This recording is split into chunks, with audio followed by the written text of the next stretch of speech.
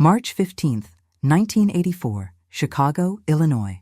On a cold Tuesday evening in March 1984, viewers across Chicago tuned into the WCHG-TV nightly news broadcast, expecting the familiar routine of weather updates and storm forecasts.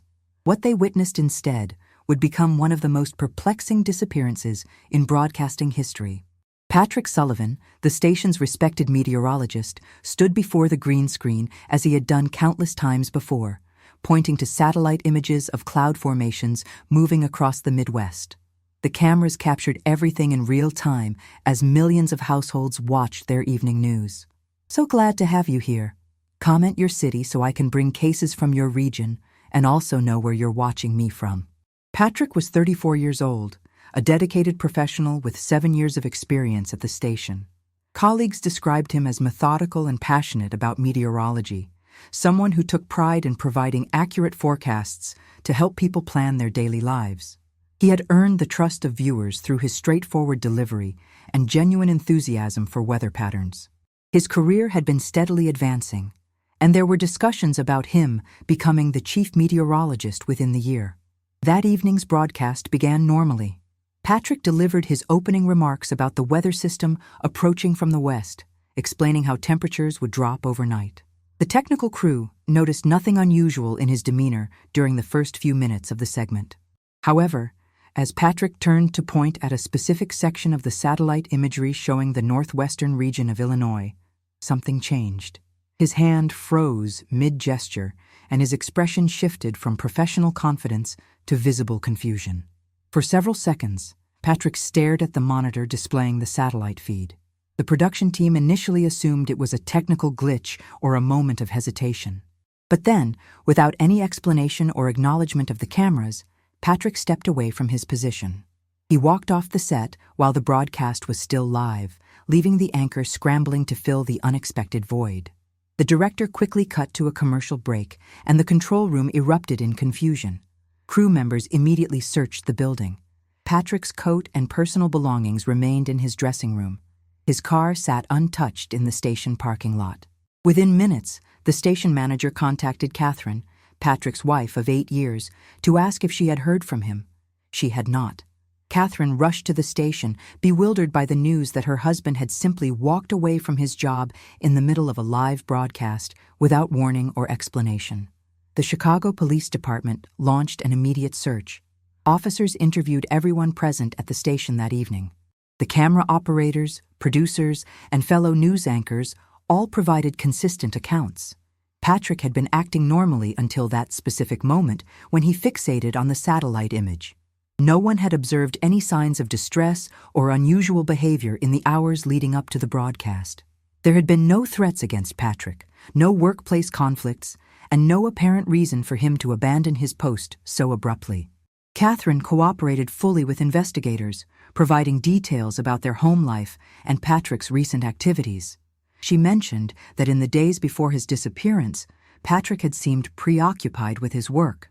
He spent long hours reviewing weather data and satellite imagery, often working late into the night at their home office. Catherine had noticed notebooks filled with complex calculations and weather charts spread across his desk, but she hadn't thought much of it at the time. Patrick was known for his dedication to understanding meteorological patterns. Search teams combed the area surrounding the television station. They checked nearby businesses, parks, and transit stations. Police dogs tracked Patrick's scent from the building, but lost the trail within a few blocks. There were no signs of foul play, no evidence of an accident, and no witnesses who reported seeing Patrick after he left the studio. It was as if he had simply vanished into the Chicago night. As the investigation progressed, detectives made a significant discovery in Patrick's workspace at the station. Hidden in his desk drawer were several pages of handwritten notes, filled with observations about satellite imagery from the previous weeks. The notes referenced unusual atmospheric patterns and contained questions about specific geographical coordinates northwest of Chicago. Some entries mentioned attempts to contact federal agencies about his observations, though he had been vague about the specifics when discussing it with colleagues. The discovery of these notes raised new questions about what Patrick had seen on that satellite image moments before his disappearance. What had captured his attention so completely that he abandoned a live broadcast? And more troubling still, what had compelled him to walk away from everything he had built, leaving his wife, his career, and his entire life behind without a single word of explanation? Investigation begins. March 1984. The days following Patrick Sullivan's disappearance brought no clarity, only deepening mystery. Detective Christopher Hayes, a 15-year veteran of the Chicago Police Department, took lead on the case. Hayes had handled numerous missing persons investigations throughout his career, but something about this situation felt different from the start. The circumstances defied the typical patterns of voluntary disappearance or foul play. There were no financial troubles, no secret affairs, no hidden gambling debts or substance abuse issues. Patrick's life appeared stable and unremarkable in every conventional sense. Catherine Sullivan opened her home to investigators, granting them full access to Patrick's personal workspace. The Home Office revealed the depth of Patrick's recent obsession with meteorological data. 3 large filing cabinets contained weather reports, satellite printouts, and atmospheric pressure readings dating back several months. The walls were covered with maps of Illinois and the surrounding states, with various locations marked in different colored pins. Of particular interest was a cluster of red pins concentrated in a rural area of McHenry County, roughly 60 miles northwest of Chicago. Detective Hayes and his team spent hours examining Patrick's notebooks. The entries became increasingly detailed as they progressed chronologically through the weeks before his disappearance. Patrick had documented what he called interference patterns in satellite imagery, unusual cloud formations that appeared with suspicious regularity over the same geographic region. His notes described these formations as inconsistent with natural weather patterns, suggesting instead some form of artificial atmospheric disturbance. One notebook contained a series of technical calculations attempting to determine the source point of these anomalies. Patrick had used advanced meteorological formulas to trace the formations back to their apparent origin. His conclusion, written in bold letters and underlined multiple times, identified a specific coordinate in McHenry County as the epicenter of the unusual activity. Next to this notation, Patrick had written a single word followed by a question mark: military. The investigation team contacted Patrick's colleagues at WCHG-TV to better understand his professional behavior in the weeks before his disappearance. Michael Reynolds, the chief meteorologist who had mentored Patrick, provided crucial insight. Reynolds confirmed that Patrick had approached him multiple times about the satellite anomalies, requesting permission to investigate further or to report the findings to federal weather authorities. Reynolds had dismissed the concerns, attributing them to Patrick's inexperience with certain rare but natural atmospheric phenomena. Looking back, Reynolds admitted he regretted not taking Patrick's observations more seriously. Jennifer Blake, a weather technician who worked closely with Patrick, revealed additional information. She had helped Patrick compile video recordings of the satellite feeds showing the unusual formations. Patrick had specifically requested that she save these recordings to VHS tapes, which he took home for further analysis. When investigators asked Catherine about these tapes, she immediately retrieved them from Patrick's office and turned them over to Detective Hayes.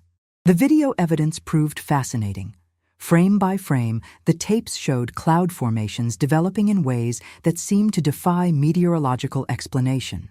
Standard weather systems moved according to predictable patterns influenced by pressure systems, temperature gradients, and geographical features.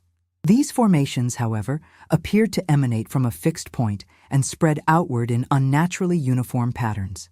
Several meteorological experts consulted by the police acknowledged the formations were unusual but stopped short of declaring them impossible or definitively artificial. Detective Hayes expanded the investigation to include Patrick's telephone records from both his home and the television station. The records revealed numerous calls to various government agencies in the 2 weeks prior to his disappearance. Patrick had contacted the National Weather Service, the Federal Aviation Administration, and the Environmental Protection Agency. Most significantly, he had made repeated attempts to reach someone at Glenview Naval Air Station, a military installation located north of Chicago that had recently been decommissioned but remained under federal control. The investigation hit its first major obstacle when Hayes attempted to follow up on Patrick's communications with federal agencies. Representatives from each organization confirmed receiving inquiries from Patrick, but claimed his concerns had been addressed through standard procedural channels. When Hayes pressed for details about the nature of Patrick's inquiries and the responses provided, he encountered bureaucratic resistance. Officials cited privacy regulations and internal protocol, refusing to provide specific information without court orders. The situation became more complicated when Hayes sought information from military sources. His requests to access records from Glenview Naval Air Station were denied on grounds of national security. Phone logs showing Patrick's attempted calls to the facility were confirmed, but officials refused to disclose whether anyone had spoken with him or what might have been discussed. This stonewalling raised red flags for Hayes, who had never encountered such resistance in a civilian missing persons case. Patrick Sullivan grew increasingly frustrated with the pace of the investigation. She organized search parties of volunteers who combed through parks, forest preserves, and rural areas where Patrick might have gone. Local media coverage kept the story in the public eye, with Patrick's photograph appearing regularly on television news broadcasts and in newspapers. Tips poured in from across the region, but none led to concrete evidence of Patrick's whereabouts. 6 weeks after the disappearance, the investigation received new information from an unexpected source. A letter arrived at the Chicago Police Department addressed specifically to Detective Hayes. The letter, unsigned and untraceable, contained a single sentence typed on plain white paper. Check the Hebron weather station logs for January through March 1984. Hebron was a small rural community in McHenry County, located precisely within the area Patrick had identified in his research. Hayes immediately sought to obtain the weather station records mentioned in the anonymous letter. He discovered that Hebron maintained a small, automated weather monitoring station as part of a regional network. The station recorded standard meteorological data, including temperature, humidity, barometric pressure, and precipitation. When Hayes finally accessed the logs, he found something disturbing. Large gaps existed in the data for the exact time periods Patrick had identified as showing unusual satellite formations. The official explanation cited equipment malfunction, but the timing seemed too coincidental to dismiss.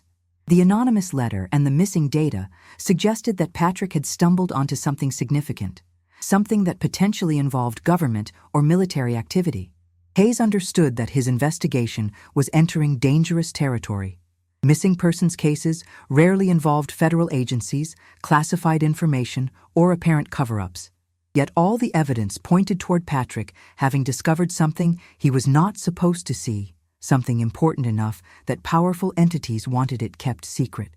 As March turned to April, the trail grew colder, but Detective Hayes remained convinced that the answers lay in that rural stretch of McHenry County. Whatever Patrick had seen in those satellite images, whatever he had learned about the atmospheric anomalies, it had driven him to abandon his life in the middle of a broadcast. The question haunting Hayes was whether Patrick had left voluntarily to pursue the truth, or whether someone had forced his disappearance to ensure his silence. The answer, Hayes suspected, was waiting somewhere in the farmland and forests northwest of Chicago, hidden among the very clouds Patrick had spent his final days studying. April 1984, McHenry County, Illinois. Detective Christopher Hayes made the decision to conduct fieldwork in McHenry County, the rural area that had consumed Patrick Sullivan's attention in the weeks before his disappearance. The coordinates Patrick had marked in his notebooks led to a sparsely populated region of farmland, small communities, and wooded areas northwest of Chicago. Hayes assembled a small team, including 2 fellow detectives and a local sheriff's deputy familiar with the territory. What they discovered during their investigation would transform the case from a simple missing persons inquiry into something far more complex and troubling. The team began by interviewing residents in the small town of Hebron and the surrounding agricultural communities. Many locals proved reluctant to discuss anything unusual occurring in the area, displaying a wariness that Hayes found significant.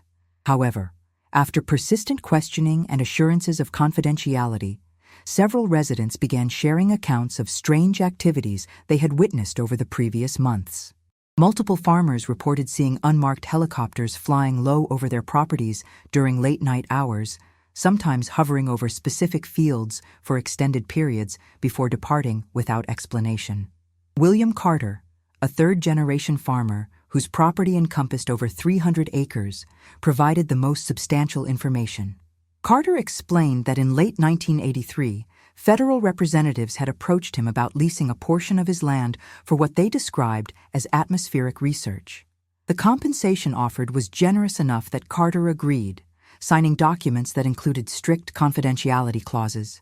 Construction crews arrived within weeks, erecting a small facility consisting of several buildings and installing equipment that Carter was explicitly forbidden from approaching or photographing.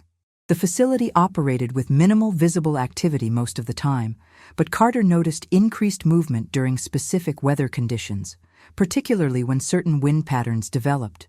He observed personnel in protective suits conducting operations that involved releasing substances into the atmosphere from tall towers erected on the property. When Carter questioned the site supervisor about the nature of the research, he received vague explanations about studying air quality and atmospheric composition. The response satisfied him initially, but as months passed and the secretive operations continued, Carter grew increasingly uncomfortable with the arrangement. Hayes attempted to visit the facility Carter described, but found the access road blocked by a locked gate bearing no identifying signage. A security camera mounted on the gate post suggested the property remained under active monitoring. When Hayes contacted federal authorities to inquire about the site's purpose and request permission to enter as part of his investigation, he encountered the same bureaucratic obstruction that had stymied his earlier attempts to obtain information. Multiple agencies denied knowledge of the facility or claimed it fell outside their jurisdiction. The investigation took an unexpected turn when Hayes received a call from Patrick Sullivan. She had been contacted by a private investigator named Daniel Morrison, who specialized in cases involving government cover-ups and classified operations. Morrison had read about Patrick's disappearance in the newspapers and recognized patterns similar to other cases he had investigated.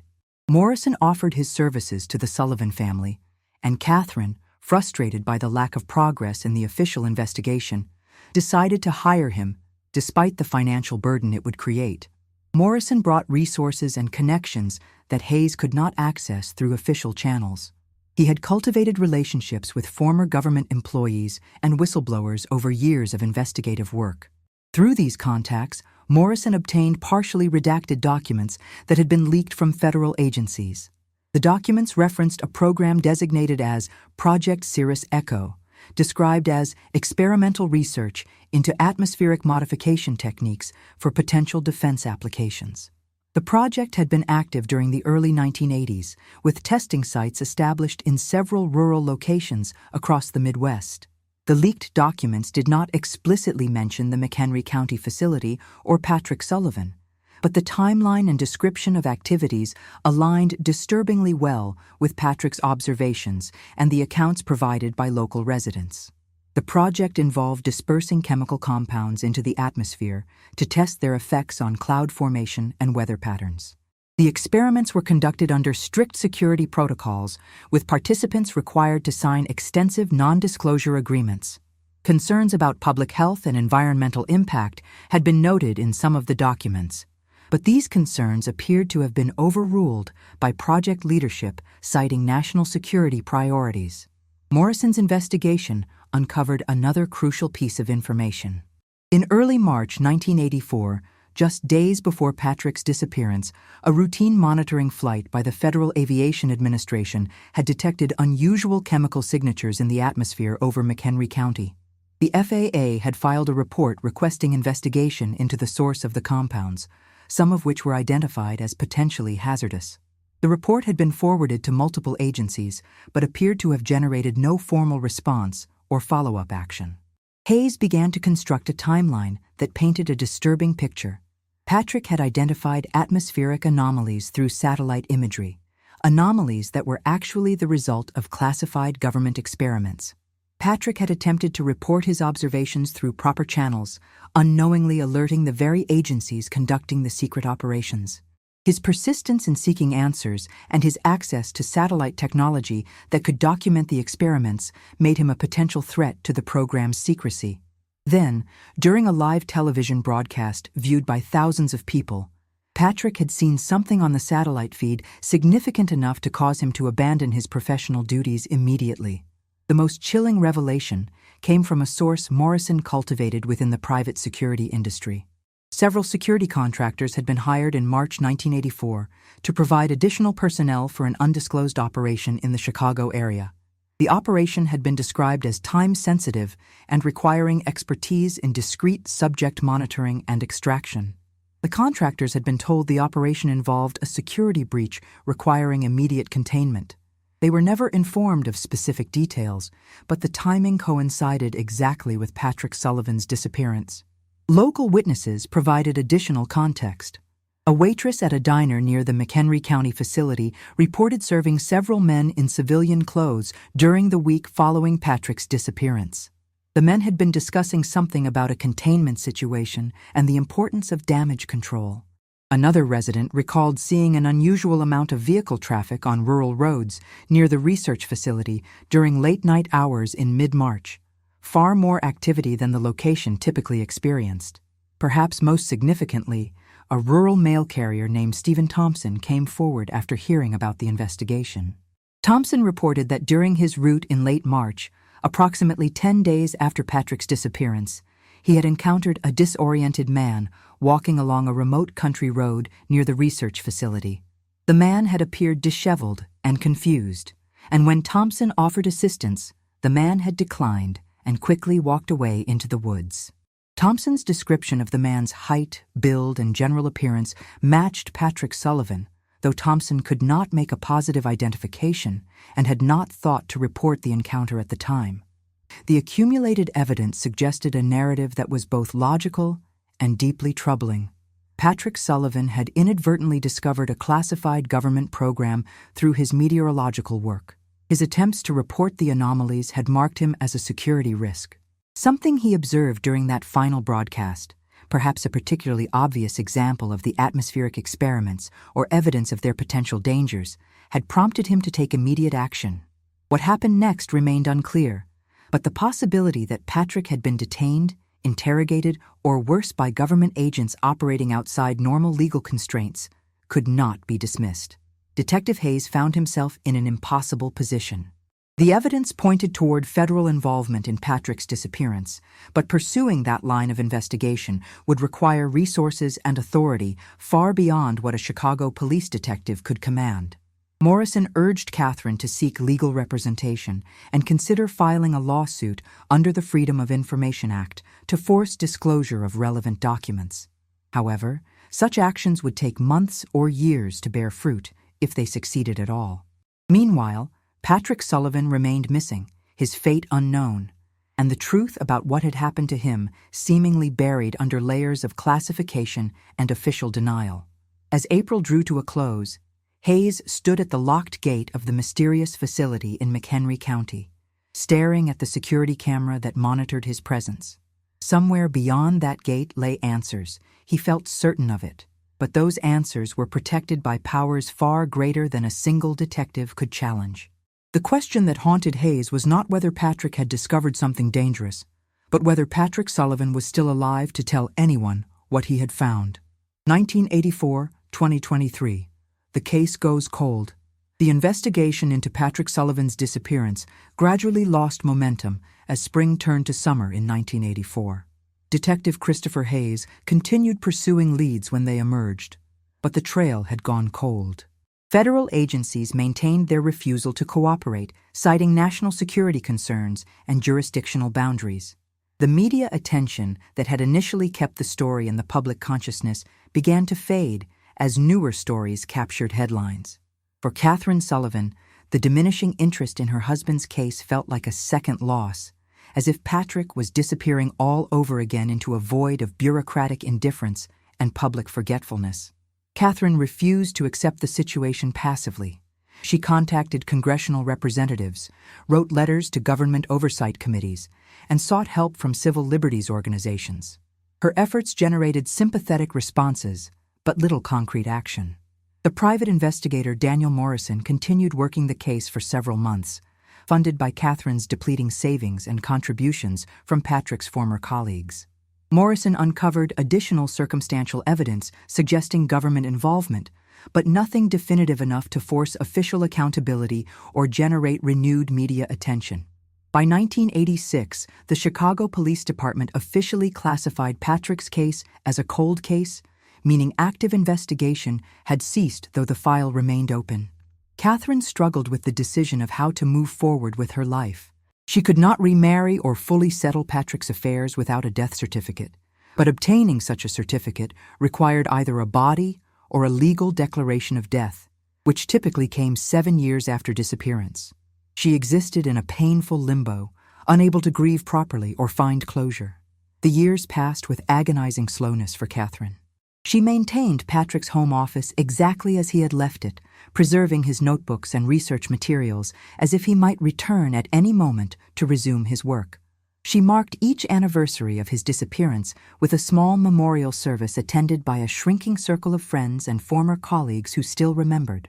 The television station where Patrick had worked eventually hired a new meteorologist, and Patrick's contributions to broadcast meteorology faded from institutional memory. In 1991, 7 years after Patrick's disappearance, Catherine filed for a declaration of presumed death. The legal process forced her to confront the reality that Patrick was almost certainly never coming home. The court granted the declaration, allowing Catherine to finally settle Patrick's estate and attempt to rebuild her life. She was 43 years old, and the prime years of her adulthood had been consumed by the mystery of her husband's fate. She eventually sold the house they had shared, unable to bear living surrounded by memories and unanswered questions any longer. The 1990s brought gradual changes in government transparency, with increased public skepticism about classified programs following various scandals and declassified revelations about Cold War-era operations. Morrison, the private investigator, periodically revisited Patrick's case, hoping that changing political climates might loosen the grip of secrecy surrounding whatever had happened in McHenry County. He filed numerous Freedom of Information Act requests, most of which were denied or returned with documents so heavily redacted as to be meaningless. In 2003, Morrison finally received a response that provided a fragment of information. Declassified documents confirmed the existence of Project Cirrus Echo, the atmospheric research program that Morrison had identified years earlier. The documents revealed that the project had been active from 1982 to 1985, and had involved testing various chemical dispersal methods for potential weather modification applications. The stated purpose was to develop capabilities that could benefit agriculture or provide defensive measures against enemy weather manipulation attempts during the Cold War. However, the declassified materials contained significant gaps. Entire sections remained redacted, particularly those relating to specific test locations, health and safety assessments, and incident reports. No mention of Patrick Sullivan appeared in any of the released documents, and the McHenry County facility was not explicitly identified among the testing sites, though geographic references suggested it was one of several locations used. The partial disclosure raised more questions than it answered, but it did confirm that the government had been conducting exactly the type of atmospheric experiments that Patrick had apparently discovered. Catherine received the news about the declassified documents with mixed emotions. On one hand, it validated Patrick's observations and suggested he had stumbled upon genuine government activities rather than imagining conspiracies. On the other hand, the confirmation came nearly 20 years too late to help locate Patrick or hold anyone accountable for what had happened to him. She had built a new life by then, working as an administrative assistant and living in a modest apartment, her days of actively fighting for answers largely behind her. The turn of the millennium brought technological advances that would have fascinated Patrick. Weather forecasting became increasingly sophisticated with improved satellite imagery, computer modeling, and data processing capabilities. Meteorologists who had known Patrick occasionally mentioned him in professional gatherings, discussing his dedication to accuracy and his unfortunate disappearance. Some speculated that he had suffered a mental breakdown, while others whispered about possible government involvement, though few knew the full extent of the evidence that had been uncovered. In 2010, Catherine faced another bureaucratic milestone when she needed to update Patrick's death certificate for legal purposes. She was 62 years old, and Patrick had been gone for 26 years, longer than they had been married. She attended the hearing alone, testifying briefly about her husband's disappearance and the decades of uncertainty that had followed. The judge expressed sympathy and granted the requested documentation. Catherine left the courthouse feeling empty, realizing that this final legal acknowledgement of Patrick's death brought no sense of closure, only a dull ache of unresolved grief. The 2010s saw increased public interest in government transparency and accountability, driven partly by high-profile leaks of classified information and growing distrust of official narratives. Morrison, now in his 70s and semi-retired, maintained occasional contact with Catherine. He had never fully abandoned Patrick's case, periodically checking for new information or changed circumstances that might allow breakthroughs in the investigation. He filed additional FOIA requests as new administrations took office, hoping different political leadership might prove more willing to disclose information about decades-old programs.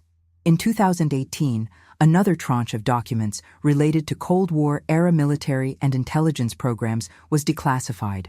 Morrison carefully reviewed everything related to atmospheric research and found several references to projects conducted in the Midwest during the early 1980s. One document mentioned concerns about public exposure to experimental compounds and included recommendations for enhanced security protocols to prevent unauthorized observation of testing activities. Another document, dated April 1984, referenced a containment incident that had been successfully resolved with minimal complications. The vague language and heavy redactions made it impossible to determine whether these references related to Patrick Sullivan, but the timing and context were suggestive. Morrison contacted Catherine, now 70 years old, to inform her of the findings. She listened with interest, but without the passionate hope that had driven her decades earlier. She had made peace with never knowing exactly what happened to Patrick, accepting that some mysteries remain unsolved despite best efforts to uncover truth. The case of Patrick Sullivan became a footnote in discussions about government secrecy and the costs of national security programs. Researchers studying Cold War-era atmospheric experiments occasionally mentioned his disappearance as a possible example of how such programs could affect civilians. Some conspiracy theorists incorporated his story into broader narratives about government cover-ups, though most of these accounts distorted facts or added sensational elements without evidentiary support. By 2020, nearly 4 decades after Patrick's disappearance, very few people still remembered the meteorologist who had vanished during a live broadcast. Catherine Sullivan was 72 years old, living a quiet life and rarely speaking about her husband's case.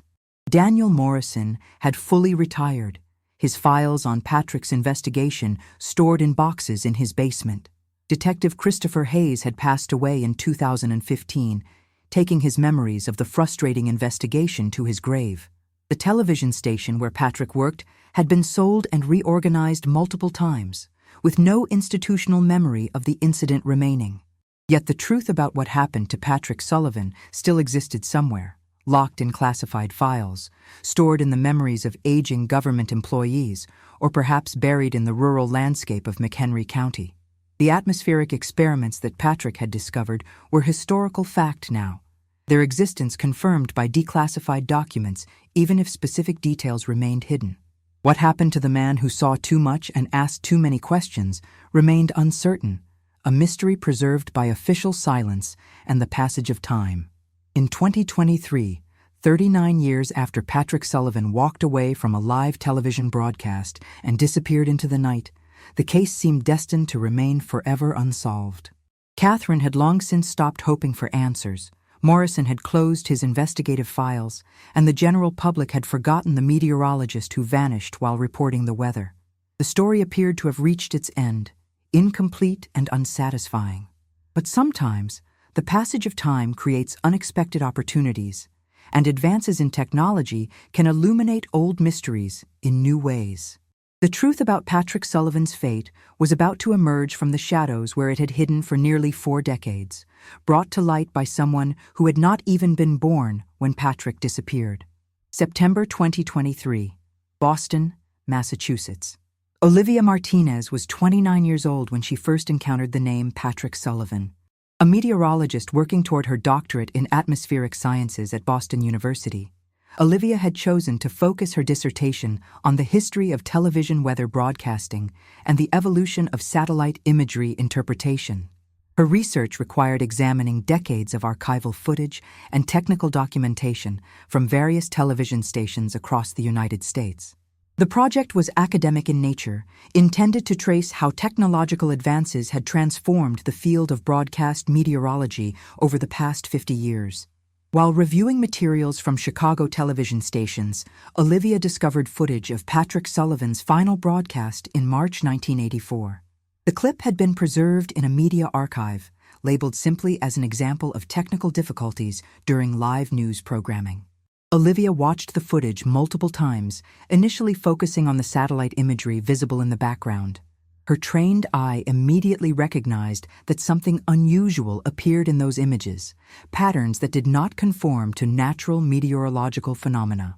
Curiosity led Olivia to research Patrick Sullivan's background and the circumstances of his disappearance.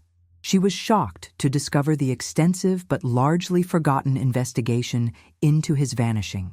The newspaper archives she accessed contained numerous articles from 1984 detailing the search efforts, the mysterious aspects of the case, and the eventual fading of public interest. Olivia found herself drawn into the mystery, recognizing that modern analytical tools might reveal information that had been impossible to detect with 1984 technology. Olivia obtained copies of the original satellite imagery that Patrick had been studying, preserved in meteorological archives maintained by federal weather agencies. She subjected these images to advanced digital analysis using artificial intelligence algorithms designed to detect atmospheric anomalies. The software could identify subtle patterns and irregularities that human observers might miss, processing vast amounts of data far more quickly and thoroughly than manual examination allowed. The results were startling. The AI analysis confirmed that the atmospheric patterns Patrick had documented were indeed artificial, showing characteristics consistent with deliberate chemical dispersal rather than natural cloud formation. The patterns exhibited geometric regularity and appeared at intervals suggesting scheduled operations rather than random weather events. The compounds involved, based on spectral analysis possible with modern technology, included materials known to be used in atmospheric research and weather modification experiments. Olivia expanded her research, tracking down former colleagues of Patrick Sullivan who were still alive and willing to discuss what they remembered. Several retired meteorologists confirmed that Patrick had been troubled by what he was seeing in the satellite data and had tried to alert appropriate authorities. They recalled his frustration with being dismissed and his determination to document the anomalies thoroughly. One former co-worker mentioned that Patrick had created backup copies of critical satellite images, though these copies had never been located after his disappearance. The investigation led Olivia to contact Catherine Sullivan, who was surprised to receive a call about her late husband after so many years of silence. Catherine invited Olivia to visit, and the two women spent an afternoon reviewing Patrick's preserved notebooks and research materials. Catherine had kept everything, unable to discard the documentation even after decades had passed. She gave Olivia permission to examine and photograph any materials that might be relevant to her research. Olivia's analysis of Patrick's handwritten notes revealed the depth of his understanding. He had correctly identified not only that the atmospheric patterns were artificial, but had also calculated approximate locations of dispersal points and estimated the types of compounds being released. His observations aligned remarkably well with what Olivia's modern analysis had determined. Patrick had been right about everything, and his expertise had made him dangerous to those conducting the secret experiments. In October 2023, Olivia decided to publish her preliminary findings in a respected meteorological journal. Her article detailed the AI analysis of the 1984 satellite imagery, discussed the historical context of atmospheric research programs, and raised questions about Patrick Sullivan's disappearance in relation to these experiments. The publication generated significant attention within the scientific community and caught the interest of investigative journalists who began examining the broader implications of classified weather modification programs. The article also attracted attention from unexpected sources. Olivia began receiving emails from individuals who claimed to have information about Project Cirrus Echo and related programs. Most of these contacts proved to be conspiracy theorists or attention seekers offering unreliable information. However, one message stood out. The sender provided specific technical details about the McHenry County facility and the types of experiments conducted there, information that Olivia was able to partially verify through declassified documents and other sources. The anonymous correspondent suggested that records related to security incidents at the facility during March 1984 might still exist in archived materials not yet declassified. The message included guidance on how to file targeted Freedom of Information Act requests using specific project codes and date ranges that might yield responsive documents. Olivia followed this advice, submitting carefully worded requests to multiple federal agencies. While waiting for responses to her FOIA requests, Olivia continued analyzing satellite imagery from the period. She discovered something that had eluded previous investigators. By comparing images from the day of Patrick's disappearance with those from surrounding days, she identified a significant atmospheric disturbance directly over the McHenry County facility on March 15, 1984. The disturbance suggested a major release of chemical compounds, far larger than the routine dispersals Patrick had been documenting. This event would have been clearly visible on the satellite feed Patrick was viewing during his final broadcast. Olivia theorized that Patrick had recognized the significance of what he was seeing in real time. The scale of the release and its potential implications, particularly if the compounds were hazardous and dispersing toward populated areas, would have demanded immediate action. Patrick's decision to abandon his broadcast made sense in this context. He had likely intended to contact authorities who could order emergency responses to protect public safety. But if the facility operators realized he had witnessed and understood what was occurring, they would have had powerful motivation to prevent him from spreading that information. In late October, Olivia received an unexpected phone call. The caller did not identify himself, but asked to meet with Olivia in person to discuss Patrick Sullivan's case. The caller claimed to have direct knowledge of what happened in March 1984 and said he was willing to share information that had been classified for decades. He explained that he was elderly and in poor health, and he wanted to clear his conscience before he died. The caller provided a time and location for a meeting, then ended the call before Olivia could ask questions. Olivia faced a difficult decision. Meeting with an anonymous source who claimed to have classified information involved potential risks. However, the opportunity to finally learn the truth about Patrick Sullivan's fate seemed too important to ignore. She took precautions, informing trusted colleagues about the meeting and its location, and arranging for someone to check on her if she did not make contact within a specified time frame.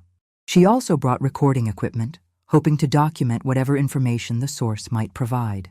The meeting was scheduled for early November at a quiet park in a Chicago suburb. As Olivia drove toward the location, she reflected on how Patrick Sullivan's story had consumed her life over the past 2 months. What had begun as academic research had transformed into a personal mission to uncover truth and provide answers to questions that had haunted Catherine Sullivan for 39 years. Olivia understood that she was on the verge of learning something significant, something that powerful people had worked for decades to keep hidden. The anonymous source had promised to reveal what really happened to Patrick Sullivan. Olivia was about to discover whether Patrick had been detained, whether he had been harmed, and whether justice could still be served after nearly 4 decades of official silence.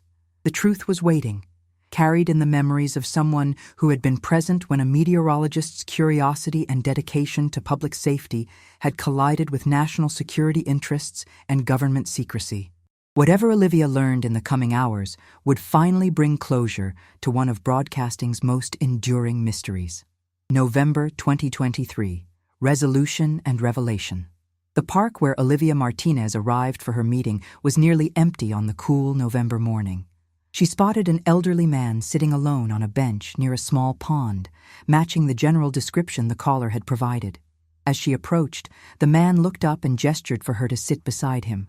He appeared to be in his early 70s, his face lined with age and what seemed like the weight of long-carried secrets. He introduced himself as Benjamin Foster, a name that meant nothing to Olivia at the time, but would soon become central to understanding Patrick Sullivan's fate. Benjamin explained that he had worked as a civilian technical contractor for military atmospheric research programs during the 1980s. His role had involved maintaining monitoring equipment at several testing facilities, including the site in McHenry County. He had signed extensive non-disclosure agreements and had kept his silence for decades, but terminal illness had changed his perspective on the promises he had made. He wanted the truth about Patrick Sullivan to finally be known, and he was willing to accept whatever legal consequences might result from breaking his confidentiality obligations. According to Benjamin's account, Project Cirrus Echo had been more extensive and problematic than declassified documents suggested. The experiments involved releasing experimental chemical compounds designed to modify weather patterns for potential military applications. However, some of the compounds tested had unexpected properties and potential health effects that concerned technical staff. Reports of these concerns were filed through proper channels but were consistently downplayed or dismissed by program leadership focused on achieving research objectives within limited time frames. On March 15, 1984, a significant equipment malfunction at the McHenry County facility resulted in an uncontrolled release of chemical compounds. The release was far larger than any planned dispersal and occurred at a time when wind patterns would carry the compounds toward populated areas. Facility staff immediately recognized the severity of the situation and initiated emergency protocols. However, the nature of the classified program created complications. Standard emergency response procedures that would normally involve public warnings and coordination with local authorities could not be implemented without revealing the existence of the secret facility and its operations. Benjamin had been on duty during the incident and witnessed the chaos as personnel struggled to contain the situation and assess the potential consequences. Within hours, program supervisors became aware that the atmospheric disturbance had been captured by weather satellites and that at least one meteorologist, Patrick Sullivan, had noticed the anomaly during a live television broadcast. The timing was catastrophic from a security perspective. If Patrick reported what he had seen and his observations prompted official inquiries, the entire program could be exposed along with the equipment failure that had just occurred. Security personnel attached to the program were tasked with locating Patrick Sullivan and preventing him from sharing information about what he had observed. Benjamin did not participate directly in these actions, but learned about them from colleagues in the following days. Patrick had been tracked to his home after he left the television station. Security agents approached him under the pretense of being federal investigators looking into his reports of atmospheric anomalies. Patrick, believing he was finally getting the official attention he had sought, cooperated fully and agreed to accompany the agents to a facility where he could provide a detailed statement. Instead of conducting a legitimate interview, the agents transported Patrick to a secure location where he was held without access to communication or legal representation. The detention was rationalized internally as a temporary security measure necessary to assess the extent of Patrick's knowledge and determine appropriate responses. Program supervisors grappled with an impossible situation. Patrick had done nothing illegal, but allowing him to return home and potentially discuss what he had seen posed unacceptable risks to program security. The detention extended from days into weeks as officials debated how to handle the situation. Patrick was questioned extensively about his observations, his documentation efforts, and who else he might have shared information with. He was pressured to sign agreements that would prohibit him from discussing atmospheric phenomena he had observed, and to accept explanations that his interpretations had been incorrect. Patrick refused to sign documents he considered dishonest and insisted on his right to report legitimate safety concerns to appropriate authorities. Benjamin's account of what happened next was particularly difficult to hear. The prolonged detention and intense questioning took a severe psychological toll on Patrick. He became increasingly distressed and showed signs of mental deterioration under the stress of his situation. Medical personnel who examined him expressed concerns about his well-being, but were overruled by security officials who insisted the containment had to continue until the broader situation was resolved. Eventually, program leadership determined that Patrick could not be safely released. His mental state had deteriorated to the point where he posed unpredictable risks, and his knowledge of the program remained a security concern. The decision was made to transfer Patrick to a psychiatric facility where he could receive treatment while remaining under supervision. His documentation was falsified to suggest he had experienced a voluntary mental health crisis, unrelated to any external factors. The facility was located in Arizona, far from anyone who might recognize Patrick or question the circumstances of his admission. Patrick Sullivan spent the final years of his life in that psychiatric facility.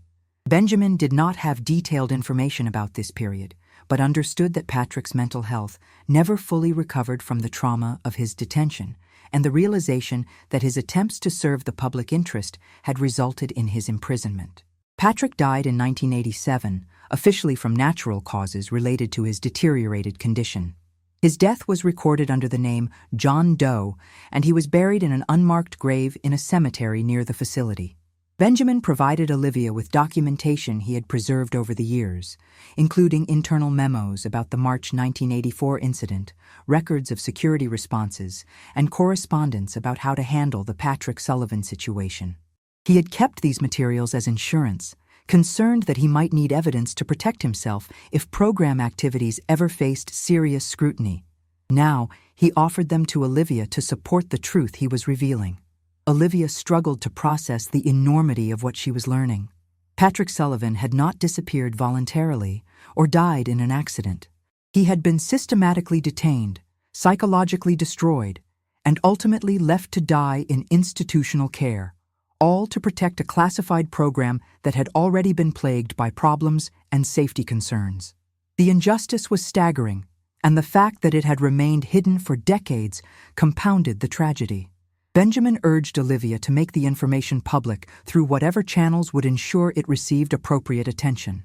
He provided contact information for attorneys who specialized in government accountability cases and suggested organizations that might support efforts to obtain full disclosure of relevant documents.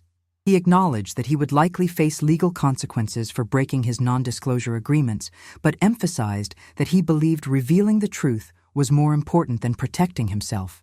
Following the meeting with Benjamin, Olivia worked with investigative journalists and legal advocates to verify the information and compile a comprehensive account of Patrick Sullivan's fate.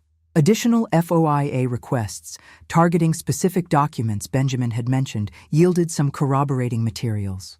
Former facility workers, learning that others had come forward, provided supplementary accounts that confirmed key elements of Benjamin's story. In December 2023, a major news organization published an extensive investigative report detailing what had happened to Patrick Sullivan. The story generated significant public outrage and calls for official accountability.